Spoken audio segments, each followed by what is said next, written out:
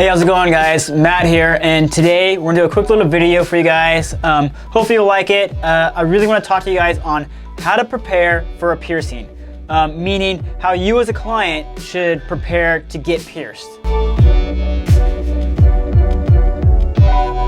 There's a few things you should always do. Now, the first and foremost thing is to find a reputable shop in your area. A reputable shop and a reputable piercer, right? Those both go kind of hand in hand. A great place to look if you aren't familiar with the shops in your area is Yelp.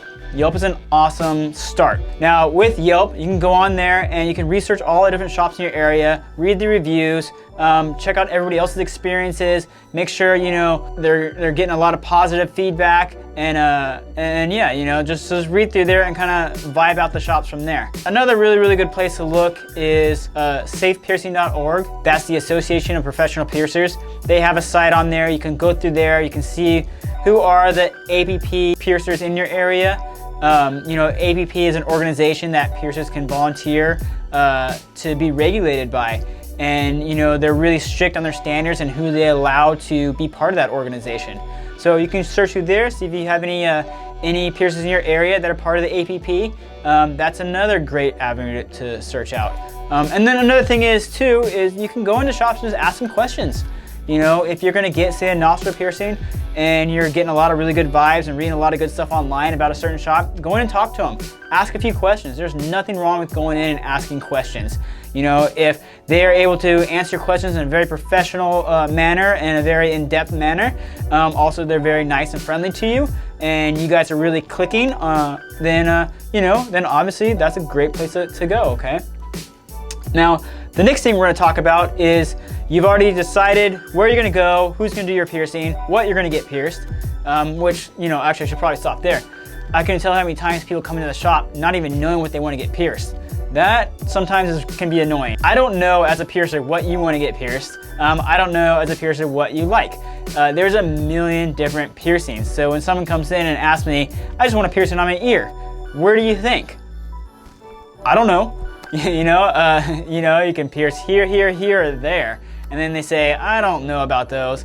Well, I don't really know, okay? So definitely, go online and check out the portfolios, do what you gotta do on your end to figure out exactly what you wanna get pierced. So you decide what you're gonna get pierced, decide who you're gonna get pierced by, where you're gonna go.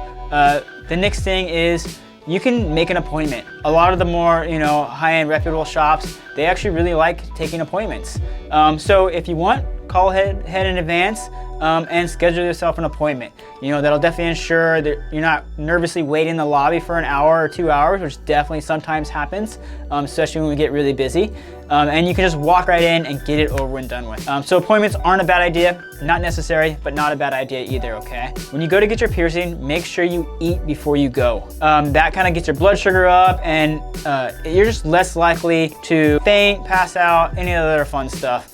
So definitely make sure you eat before you go. So when you actually go into the shop to get pierced, you want to make sure you bring in your photo ID, okay? Now, a photo ID being a state ID, driver's license, or a passport, okay? Those are the three main IDs that are gonna work for us. Also, with those IDs, you need to be over 18, okay? So to get a piercing in any shop across the country, you need to be over 18. Now, the only exception to that rule, if you're under 18, would be you can get pierced as long as you bring in a parent or guardian, okay? When you have a parent or guardian, we are still gonna need your parent or guardian's ID, and then we're gonna need an ID from you also, okay? If you don't have a driver's license yet, we need either a passport or a state ID. And some shops, not all shops, but some shops will let you slide with a school ID and a birth certificate along with your parent and their ID. If you're bringing in a guardian, a legal guardian, we need the paperwork to prove that. Make sure you have that paperwork to show that they are actually, in fact, your legal guardian, all right?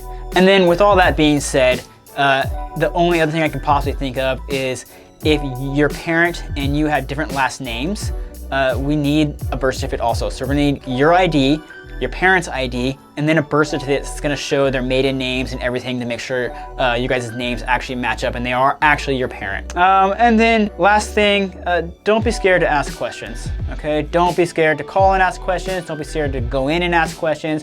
When you're getting pierced, don't be scared to ask questions. Me as a piercer, I want you to be as informed as possible so you can heal this thing perfectly. all right?